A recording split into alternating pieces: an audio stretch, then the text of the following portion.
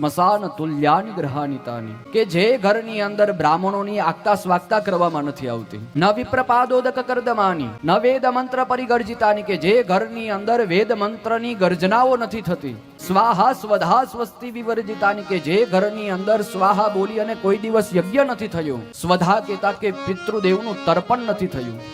આપણું શાસ્ત્ર એવું કહે કે વર્ષ દિવસની અંદર તમારા ઘરની અંદર કાંઈક સદકાર્ય થવું જોઈએ અને 3 વર્ષની અંદર એક પિતૃ કાર્ય થવું જોઈએ.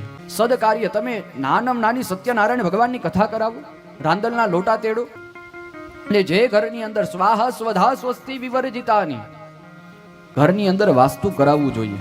જે ઘરની અંદર વાસ્તુ થયું નથી તો તે કહે સ્મશાન તુલ્યાની ગ્રહાનિતાની, કે તે ઘર નથી, સ્મશાન છે. પણ જે ઘરની અંદર બ્રાહ્મણોની આગતા સ્વાગતા કરવામાં આવે, યજ્ઞ નારાજનને આહુતિ આપવામાં આવે, વેદ મંત્રની ગર્જનાઓ થાય, તો તે ઘર નથી, સ્વર્ગ છે. આવું ભવિષ્ય પુરાણમાં કહ્યું છે.